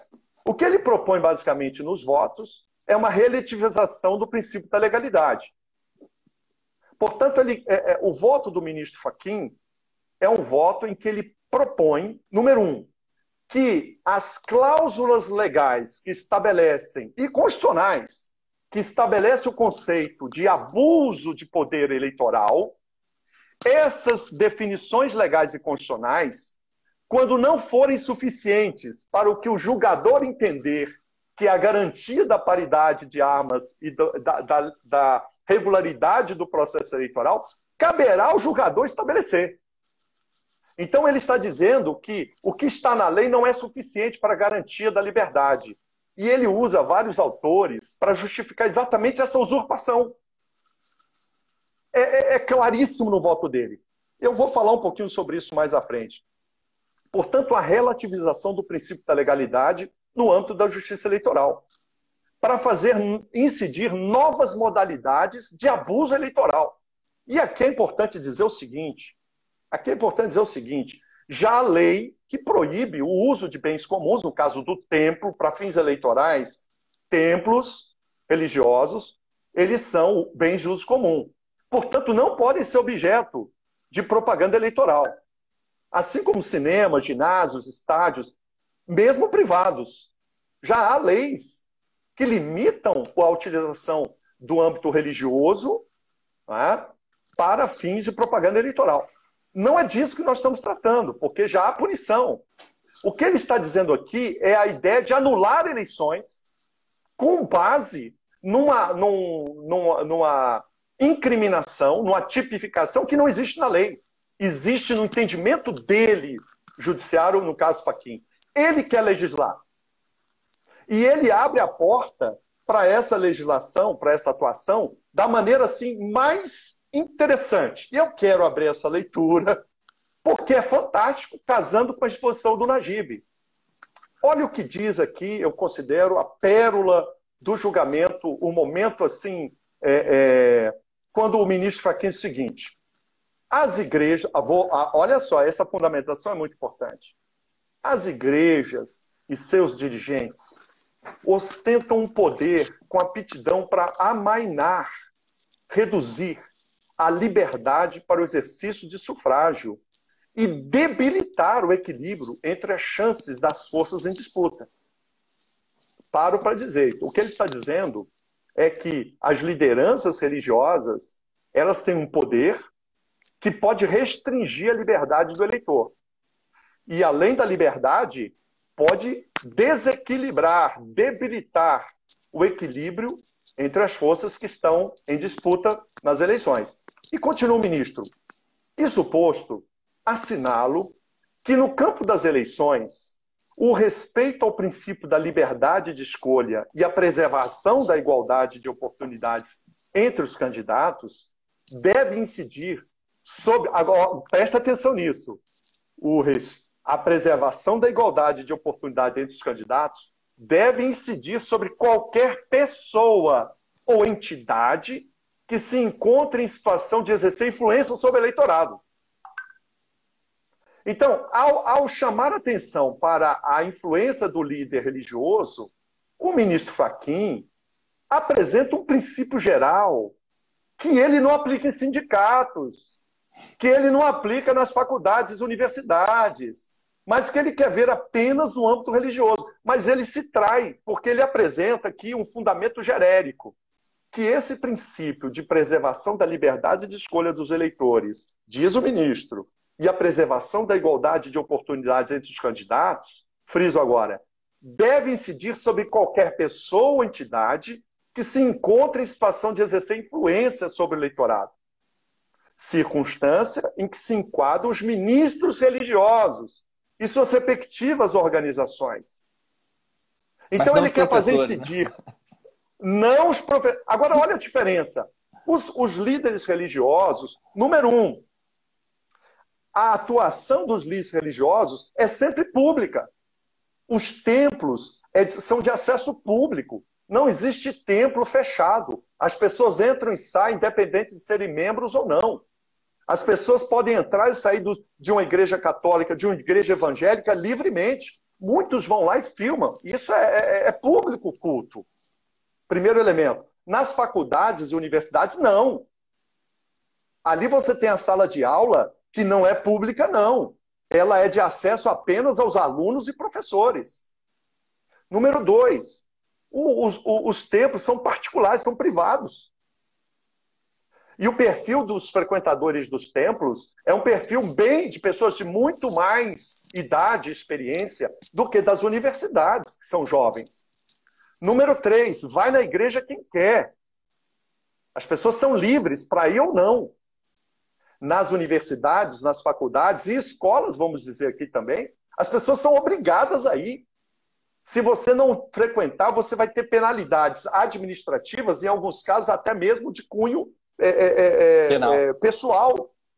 Até penal. O pai que não manda o filho para a escola pode sofrer. O pai que não manda o filho, abandono moral e material.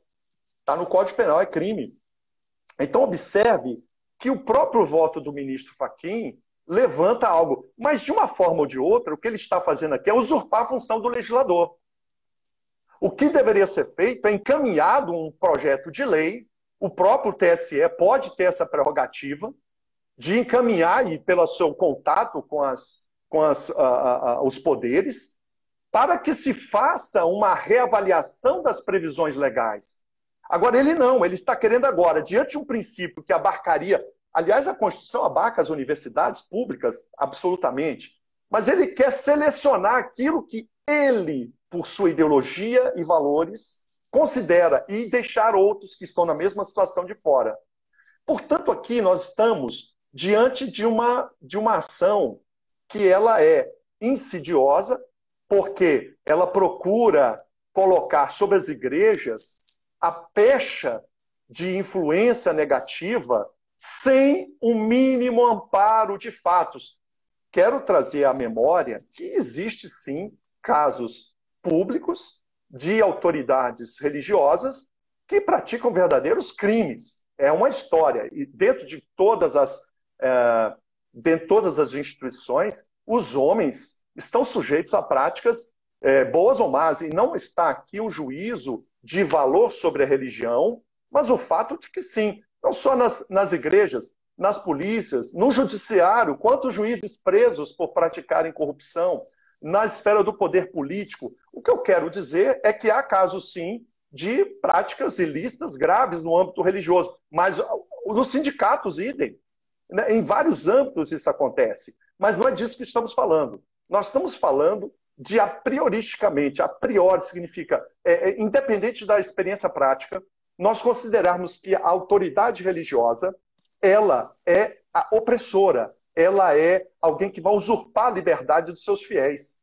Isso é subjacente, o ministro não fala isso. E o fiel é tolo. Que o fiel é frágil. Ele tem até uma passagem em que ele coloca isso de uma maneira... porque é aquela história, a argumentação, ela levanta sempre o positivo, para depois falar assim, porém...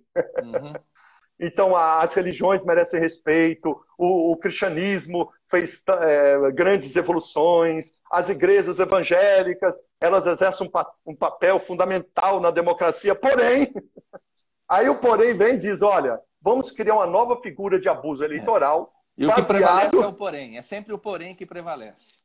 Exatamente. Então, e o que nos parece muito claro aqui, Najib, isso é que eu queria, já estou concluindo, é o fato seguinte, de que essas colocações, mesmo nesse âmbito, você salientou bem, o ministro Alexandre de Moraes já divergiu e não aceitou que fosse colocado apenas o abuso do poder religioso, né? Opa, existem outras esferas de influência. Nós sabemos lá pela teoria do, não sei se a palavra é feia, mas o Drittwirkung, né? É o efeito horizontal dos direitos fundamentais. Nós sabemos que existem poderes sociais, sim, que podem macular a igualdade, não só a igualdade, como no campo eleitoral. A teoria, isso aqui é objeto para uma reflexão no legislativo. Sim. Porque existe o poder midiático, existe o poder econômico, o poder sindical, poderes sociais tremendos. Existem empresas que têm milhares de funcionários, né? Milhares, empresa aí com 100 mil funcionários. O próprio poder das redes sociais. Então tem que se alargar a ideia dessa influência que deve ser qualificada para todos. O princípio da igualdade, que é subjacente ao princípio da legalidade. A lei não pode separar ou excluir de uma incidência com base em critérios que não sejam legítimos. Então, mas aqui no caso não há lei que preveja a figura do abuso do poder religioso. Essa é uma usurpação. O fundamento que o ministro usa é o fundamento que valeria para todos. Isso aqui caberia bem para levar a um projeto de lei para que o legislador, se aproveitando desses conhecimentos, formulasse uma nova formulação. Até porque o direito eleitoral sancionador, ele usa julgados do TSE que apontam a figura das ações de impugnação de mandato ou de judiciais eleitorais como não apenas tendo como alvo os direitos subjetivos envolvidos dos candidatos, mas a própria lisura, como se fosse uma tutela coletiva. Então, aí nós ficamos numa situação extremamente uma insegurança jurídica, uma violação da tripartição dos poderes, porque você começa a dar ao judiciário um poder de criar figuras típicas sancionadoras eleitorais. E isso é inadmissível. Portanto, o próprio Fachin, no final, ele se reporta a um princípio exatamente pensando nessa ideia de que haveria uma surpresa na decisão. Ele propõe que não tenha, essa decisão não valha para os casos anteriores e dali para frente. Ele próprio é contraditório nesse sentido. Mas o que é importante, eu concluo agora... Porque ele sabe, Guilherme, ele sabe que ele está criando lei nova. E lei nova vigora a partir do momento em que ela é promulgada, entendeu? Então é um ato falho, na verdade. Ele fala em efeito prospectivo, aquela coisa toda, mas no fundo ele sabe que está inventando lei. E que quando você cria uma lei, a lei não pode retroagir. Então, basicamente, é isso que ele está fazendo. E ele diz aqui, no voto dele, uma coisa que prevalece muito é a ideia do risco do poder religioso restringir a liberdade individual do eleitor, portanto, a liberdade do eleitor escolher o seu candidato, e a igualdade de forças em disputa. É muito, muito veemente, tanto nas citações de autores, quanto na exposição do próprio ministro, a ideia de que esses são os dois vetores. A liberdade individual não pode ser do eleitor, né? Portanto, a autoridade religiosa não pode coagir coercitivamente ou induzir, utilizando sua autoridade espiritual, induzir os crentes a votarem um candidato. Dos fiéis, né? Manipular o voto, induzi-los.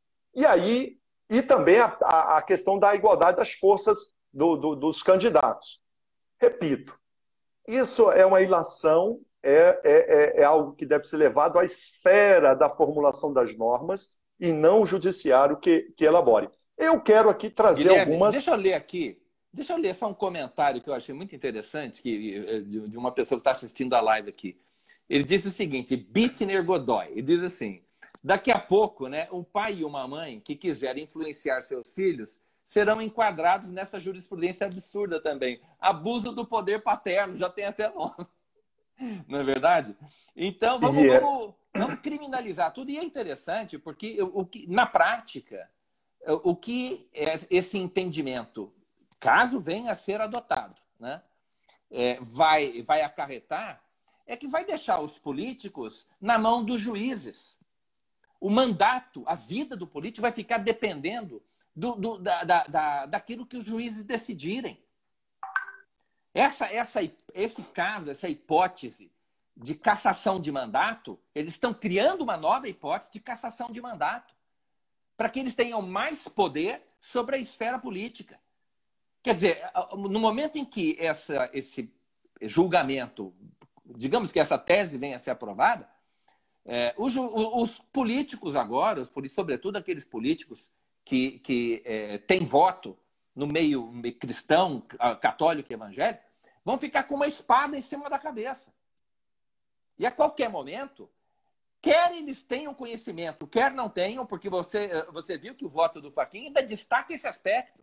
Mesmo que o político, o candidato, no caso, não tenha conhecimento do tal abuso de poder religioso, ele perde o mandato.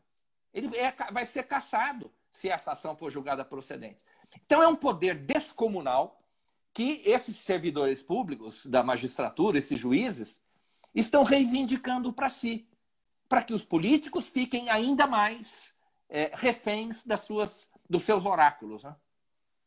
Agora, eu pego aqui, Najib e amigos, eu pego exatamente o voto do Fachin, vamos fazer aqui o nosso alinhamento, né? Ou seja, a causa ainda está sob julgamento, apenas o relator, o ministro Fachin e o ministro Alexandre de Moraes proferiram seus votos, sendo que o ministro Fachin votou a favor da vereadora, mas querendo criar esse precedente do abuso religioso como instrumento de anulação do pleito da eleição. O ministro Alexandre não divergiu e não concordou com essa proposta a que estamos discutindo aqui, mas do voto do ministro Fachin, e considerando a própria conclusão, onde ele considerou que pela extensão do pedido de voto da candidata, veja, a candidata pediu voto na igreja do seu pai. Né? Foi um pedido de 3 minutos. Eu venho aqui, pedi o voto. Eu não acho que não vale a pena ler aqui, né, Najib? Mas é interessante. Ela dizendo, olha, me ajudem, porque eu preciso de vocês. O próprio ministro Fachin disse, olha, fazer isso não é motivo nenhum de anulação. Então, mas aqui eu quero dizer para você... pelo TRE, né? Vim, mas agora o TSE, no seu ativismo, ele se constrangeu diante disso. Ele se constrangeu. O que eu quero dizer para vocês? Solicitar voto dos fiéis para um candidato não é motivo de nulidade. Considerando esse referencial que acabamos de ver. Sim, esse precedente. Considerando esse precedente. Agora, veja, eu tomo aqui o voto do ministro Fachin favorável à vereadora. Ele próprio concorda.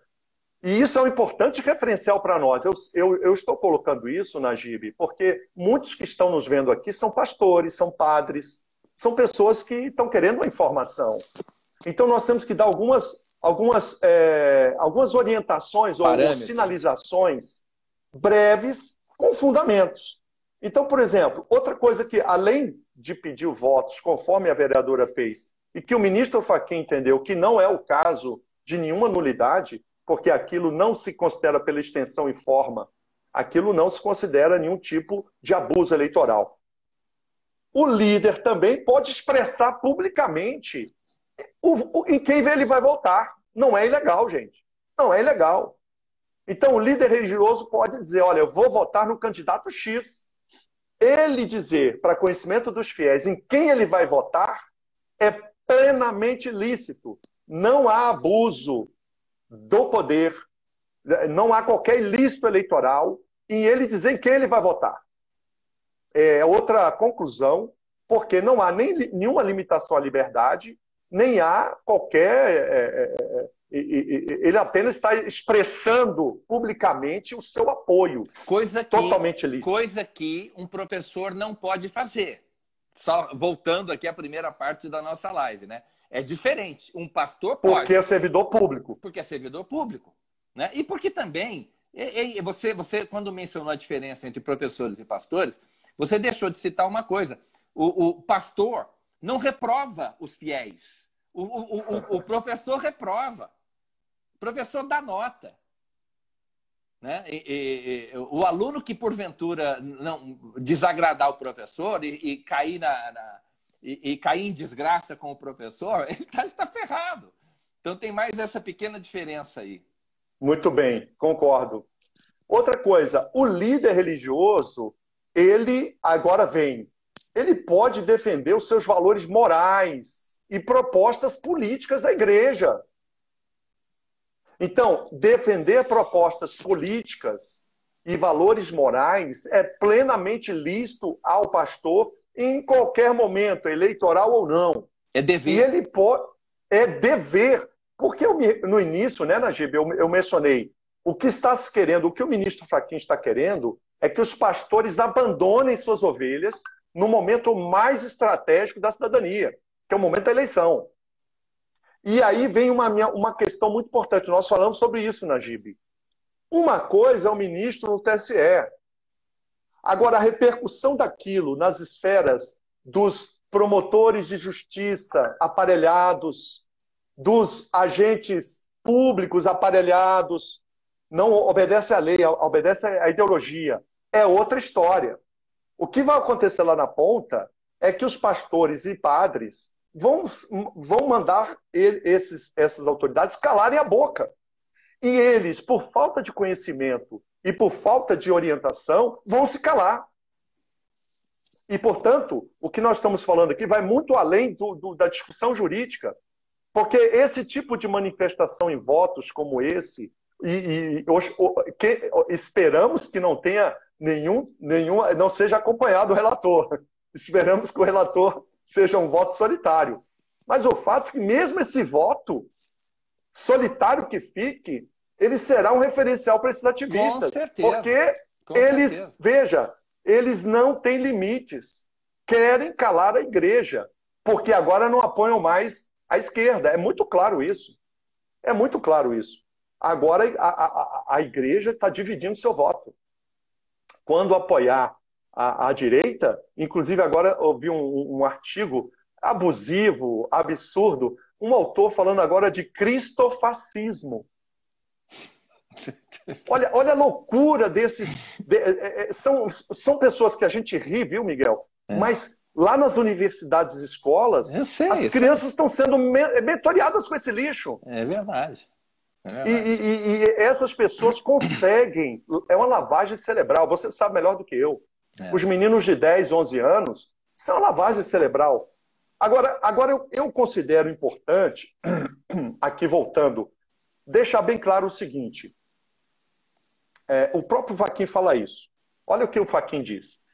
Pensa-se, por exemplo, olha o voto do Fachin dizendo o seguinte: em situações nas quais líderes religiosos indicam determinados candidatos como os escolhidos de Deus, ou recomendam um voto em determinada concorrente, sob pena de incidirem as sanções divinas daquele que tudo vê, ou ainda mencionam que o voto em determinada pessoa qualifica-se como uma verdadeira prova de fé e lealdade à igreja.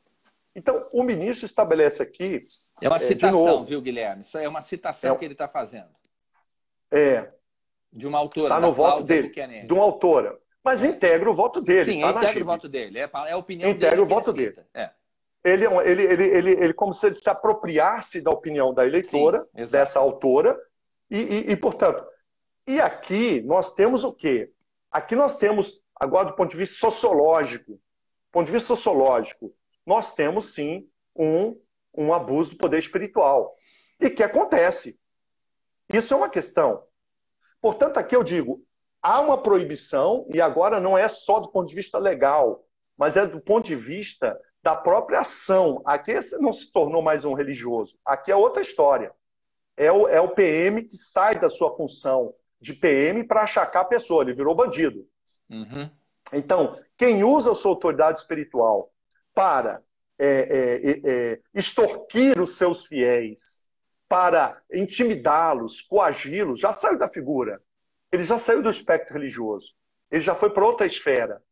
Então, esse aqui seria algo que nós poderíamos dizer para os líderes religiosos. Não use a fé, não use o seu discurso religioso para obrigar. Agora, a obrigação não é só dizer vota em fulano, senão você vai para o inferno. É também quando você coage por meios insidiosos. Mas isso aqui não tem previsão legal. Não tem previsão legal. Então, eu até concordo que essas atitudes sejam atitudes impróprias. Agora, não é porque o líder religioso, porque isso é que eles querem. Eles não estão querendo esses apenas. Eles querem calar a todos. E nós temos que reafirmar. Exatamente, a espada de Damocles, uma figura muito importante. É uma ameaça permanente. O pastor, na sua verdade, ele vai se calar. Ele vai ficar com receios. E o que nós temos que fazer agora é propagar. O julgamento virá, acredito, em breve. Mas imagina, Najib, se esse julgamento vier só depois das eleições. Para pensar. Se esse julgamento não terminar antes das eleições, amigos, já parou toda a mobilização legítima, cidadã, dos religiosos, que devem sim liderar os seus fiéis nesse processo democrático que são as eleições. Momento crucial da cidadania, como você bem falou. Um pastor não pode abandonar as ovelhas quando elas mais precisam dele. É um dever religioso do pastor, quer dizer, o pastor lato sensu, é um dever religioso que os pastores têm e não podem renunciar a esse dever, abrir mão disso. É isso, portanto, nós estamos aqui, imagine que esse julgamento não termine até as eleições. O que vai acontecer? Os promotores, e aí eu digo, eu não sei o número, mas as autoridades aparelhadas vão utilizar esse voto da forma mais distorcida. Uhum. Se o pastor falar em política na igreja, ele já vai receber uma recomendação, uma ação das autoridades buscando alguma forma de coagi-lo.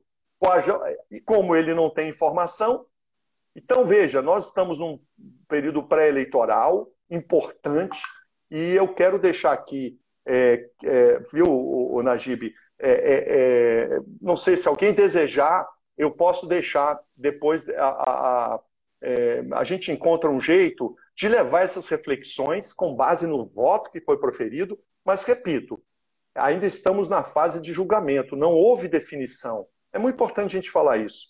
Mas, de qualquer maneira, é bom a gente frisar que os líderes religiosos têm direito constitucional de falar sobre questões de valores, propostas políticas, a questão do aborto. Não votem em partidos que são contra a fé. Pode falar isso porque ele está falando. Nós temos que seguir a nossa fé também nas eleições.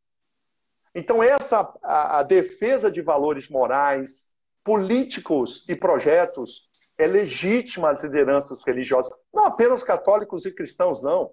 É muçulmanos, budistas, qualquer que seja a crença, qualquer que seja o fundamento de fé. Perfeito, Guilherme. Agora, para a gente fechar aqui, foi uma grande live, eu aprendi pra caramba com você, como sempre, né? E eu queria só evidenciar aqui para a gente fechar o duplo padrão da justiça brasileira, dos supremos juízes do Brasil, né? O Fachin foi um dos ministros que participaram da votação da ADPF 548. Ele não votou no julgamento do mérito, mas acompanhou a relatora, a ministra Carmen Lúcia. Ou seja, endossou tudo aquilo que a Carmen Lúcia estava dizendo.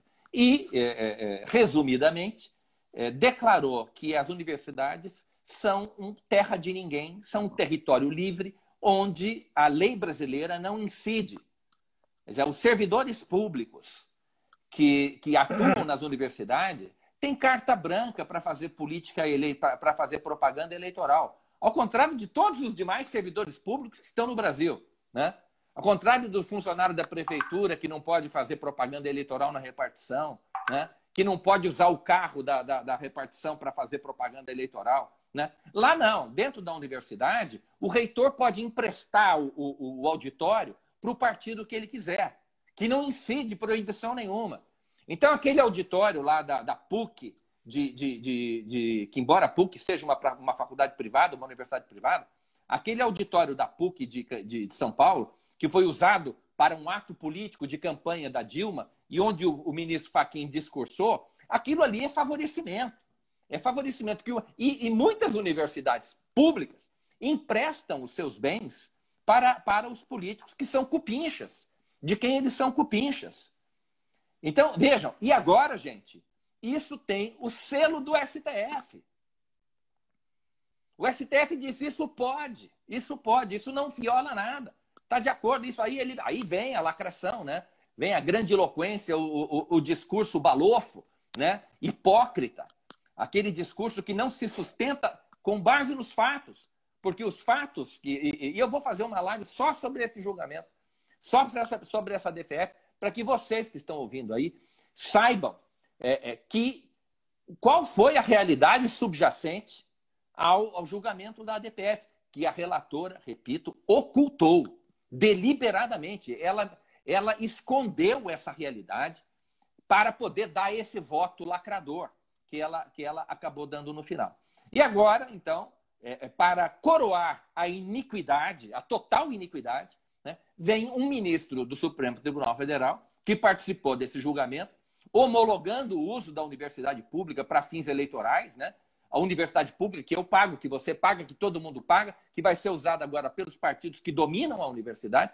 Então o ministro disse que estava tudo bem. Esse mesmo ministro que participou desse julgamento, que deu seu voto acompanhando a relatora, agora está dizendo, está ameaçando os políticos e as lideranças religiosas com essa criação da cabeça dele, que é a tese do abuso de poder religioso. Então vejam, esse duplo padrão é que caracteriza realmente a ameaça à democracia. É quando um juiz que deveria ser imparcial, que deveria ser um escravo da lei, começa a usar o seu cargo para promover, de forma direta ou indireta, as suas preferências partidárias, ideológicas, e apoiar aqueles, e perseguir aqueles que ele identifica como fascistas, adversários da democracia, etc. Então, gente, isso é muito grave. Uma coisa importante que a gente nota é que aquela mensagem que você leu do ministro Celso de Mello, ela poderia estar no discurso de um recém-ingresso de universidade. O que é preocupante é isso. São pessoas que estão no final de uma carreira de cortes superiores com o mesmo discurso de adolescentes. Percebe? Eles não falam de fatos. A marca deles, Najib, amigos, não se argumenta fatos nenhum. Bolsonaro é fascista. Trump é nazista. Qual fato? Não tem. Aí eles pegam declarações, mas já está o segundo ano de mandato. Qual foi o ato? Qual foi a ação concreta? Então, não se tem um fato de governo, não se tem um ato de governo. Pelo contrário, o presidente Bolsonaro não tem procuração para defendê-lo, mas ele respeitou as decisões, ele se submeteu, contrário de Hitler. Contrário de Hitler. Ele se submete às decisões, ele diverge, mas diverge publicamente. E, portanto, os fatos nunca vêm acompanhados, vem sempre a figura. Quem diverge de mim é nazista, é fascista, homofóbico, racista. Portanto, ou você está do lado de quem fala, ou você é um nazista fascista. Então, esse processo na fala, na expressão de um ministro da Suprema Corte é assustador, porque desprovido de qualquer fundamento fático, senão uma aversão ideológica. Portanto, o conservador, na mente dessa gente, vira nazista, fascista, e, portanto, esse é um discurso fascista, que é exatamente o que nós devemos restaurar. E eu penso, Najib, você, eu e os amigos que estão aqui nos ouvindo, nós temos um dever de restaurar o equilíbrio nas nossas conversas, restaurar um equilíbrio, porque essas pessoas estão trazendo jovens com eles, viu, Najib? Os jovens estão sendo arrastados porque estão lá sendo escravizados mentalmente. E, inclusive, os nossos filhos. Porque nós precisamos agora esse entendimento com base nas leis. Por isso, Najib, eu sei que você já estava finalizando, eu queria parabenizar você, a Ruth, pelo seu trabalho, a sua equipe, dizer que essa é uma ação de longo prazo, é uma maratona. Nós corremos o primeiro ou segundo quilômetro. E devemos ter muita paciência, porque muitos que estão nos vendo aqui, até adversários que discordam de nós, quando vem a nossa fundamentação, Najib, eles começam a ficar com a pulga atrás da orelha, porque eles começam a ver luz. Nós não agredimos as pessoas por si mesmo, não. A sua fundamentação, eu acho que a minha também, mas a sua fundamentação é em cima de fato e de lei, de raciocínio. Nós apresentamos argumentos. Então vamos restaurar esse processo de apresentar bons fundamentos, Najib. Até o governo acho que precisa pensar nisso. Não basta as boas decisões. Nós precisamos dar bons fundamentos, porque os bons fundamentos são a raiz e as decisões permanecerão. Maravilha, Guilherme. Guilherme, então, olha, quero agradecer. Foi incrível a nossa live, gostei demais. Ela tem quase 2 horas de duração. Mas, olha, tem muito conteúdo aqui. Eu convido as pessoas que estão assistindo a gente ainda, compartilhem essa live. Vai estar no IGTV, a gente vai publicar também no YouTube. Compartilhem, vamos disseminar conhecimento, expor o duplo padrão e a hipocrisia dos supremos juízes brasileiros, né? A população precisa saber quem são esses homens, quem são essas pessoas, porque o que eles estão fazendo é muito feio, é muito grave e muito feio, tá bom? Pessoal, muito obrigado mais uma vez por terem acompanhado a gente aqui. Quarta-feira que vem a gente está de volta, tá legal? Um grande abraço, Guilherme. Fica com Deus. Um abração. Um abraço, Agip. Um abraço a todos.